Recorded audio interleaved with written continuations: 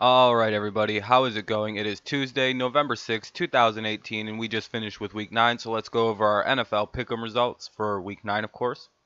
We have the bye week, of course. We had Cincinnati, Arizona, Indianapolis, Philadelphia, the Giants, and the Jaguars, so we won't be seeing anything from those teams. So on Thursday night, of course, we had the 49ers who ended up beating the Oakland Raiders 34-3. I, of course, got this game wrong, so I started off the week bad. It was a bad look to anyone who was watching and went, well, this guy's stupid if they watched after Thursday. I kind of looked like I completely predicted it wrong, but that's all right. You can't get them all the time. I thought the Raiders were a little bit better than what they are. They're obviously tanking, and no one really seen Nick Mullins having that good of a debut game, so we can kind of whatever on that one. And then we have the rest of the Sunday 1 p.m. games. Let's go over these bad boys. We have the Baltimore Ravens who hosted the Pittsburgh Steelers, and just like we thought, the Pittsburgh Steelers won this game pretty easily. They won 23-16. Joe Flacco made a pretty dumb mistake in this game when he refused to throw the ball to a wide open Lamar Jackson. Not really sure what that was about, but that moves the Steelers into first place and a little bit more comfortably at 5-2-1. And the Baltimore Ravens fall to 4-5. They're starting to fade fast after a pretty nice 4-2 start. Like I said a couple videos ago, we are in the start of the end of the Joe Flacco era. Right now, we're in the middle of it, so we're seeing the bits and pieces fall the rest off of him. I was right when they played the Saints to say that was the start of the end of the Flacco era. Told everybody, I told you guys. Let's move on to the next game. We have the Chicago Bears who went and played the Buffalo Bills in pretty much a you could have seen it coming game. Even without Khalil Mack, the Bears handled the Bills very easily as we predicted, but they won 41-19 to improve to 5-3 and to take their first place lead in the NFC North a little bit further.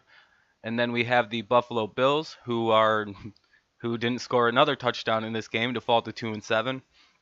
It's almost fun when you look at Bills games to see how many touchdowns they won't score and how many field goals they'll have instead. It's a fun game. I mean, they really need Josh Allen back. This is how bad this team is. Oof. Um, and then we have the Carolina Panthers playing host to the Tampa Bay Buccaneers, and they won pretty much by 7 more points than we thought they'd win by, so that's not that surprising. Their offense is scary good, as Cam Newton said after the game. The Bucks have a lot of questions. Their defense is terrible. Their offense has no chemistry, even with Fitzmagic in there. They're 3-5. They're pretty much out of the playoff race at this point.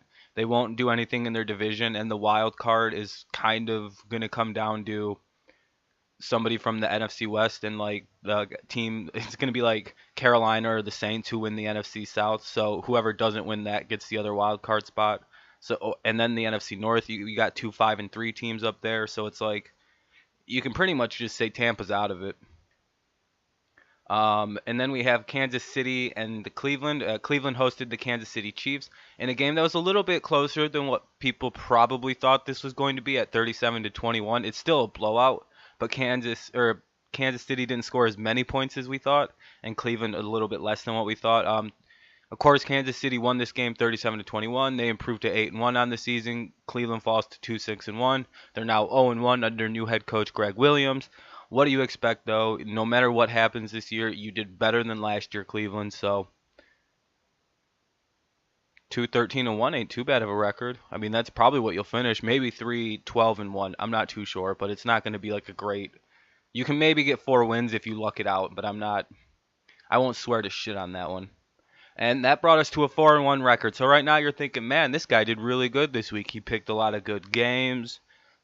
He didn't fucking miss on a single beat. He's gonna go 12-1. It's a short week of games. And then the other slate of the 1 p.m. games happened where I didn't do very good. The New York Jets and the Miami Dolphins. Dolphins played host in what was probably the most boring game in NFL history. Darnold threw about 4 interceptions, and the Jets only scored a couple field goals. The Dolphins didn't do much better with Osweiler at the helm playing the Jets defense. Jamal Adams said it sucks being a Jet because we're losers, and he's not one. Um, this game stunk, but somebody had to win this fucking game, so the Dolphins won 13-6 to improve to 5-4, and the Jets fall to 3-6 on this season, and they look a little lost, but it is what it is. It's going to be a rough year for a young team. Growing pains for for a team. You know what I mean? It is what it is. And now we're going to find out who's going to be the starting quarterback for the Dolphins going forward. Will it be Ryan Tannehill, or will it be Brock Osweiler? Probably will be Ryan Tannehill. Let's be completely realistic here. And then this is the only game I got correct out of these next 3 or 4 games. The Detroit Lions lost to the Minnesota Vikings when they went and played there. They lost 24-9 to fall to 3-5 and probably push themselves out of the playoff race if we're being fully honest.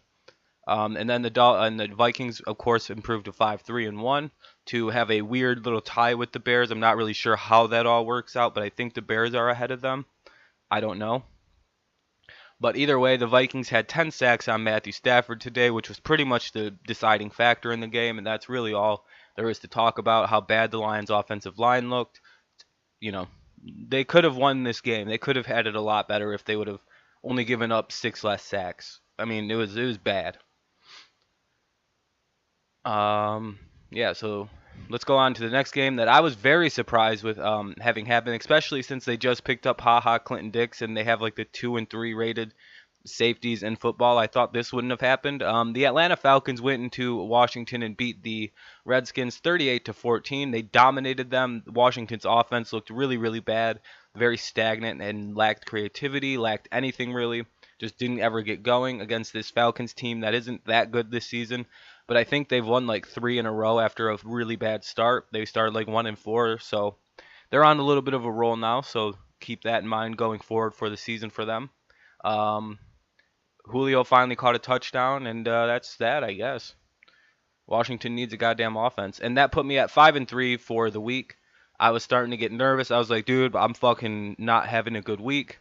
And if you thought that was bad, the 4 p.m. games, man, they really worried me.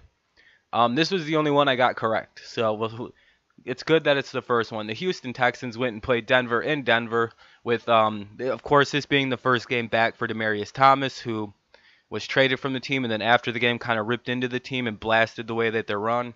Kind of like, oh shit, okay, that's why he ran out of the fucking place after the game. It was hard to be with the fans. I get it. But the Texans won 19-17 to improve to 6-3. I think that's their 6th straight win.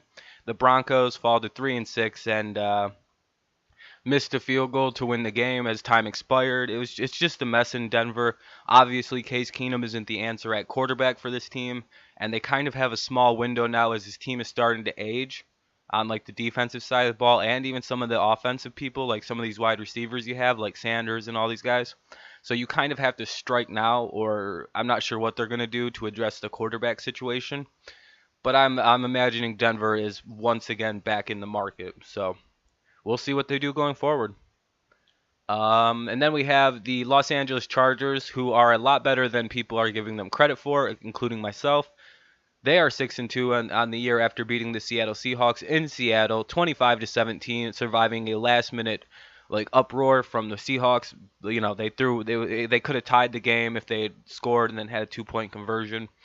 But the Chargers were able to break up the play in the end zone to win the game and improve to 6-2, and the Seahawks fall to 4-4. Not that big of a deal, but in the NFC, it's starting to kind of fall to a place where you might be out of it. But at least you hold the tiebreakers over like teams like Detroit, so it's whatever. But they lost 25-17.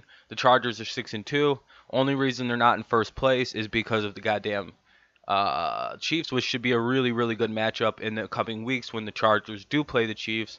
Same division. Very interesting games coming up over there. And then, of course, the story of the afternoon is the Los Angeles Rams played the New Orleans Saints in New Orleans.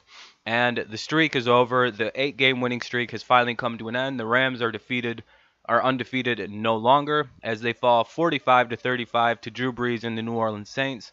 They're 7-1 and officially the best team in the NFL or the NFC, I think. Or well, yeah, I guess we could say NFC. And the Saints go to 8, or the Rams go to 8-1. And the way the NFL works, it's like by losses. So by losses, they have the same record. New Orleans has a better record. It is what it is. So there's your new best team in football, or in the NFC if you want to call it that. It's the New Orleans Saints after they have ended the streak.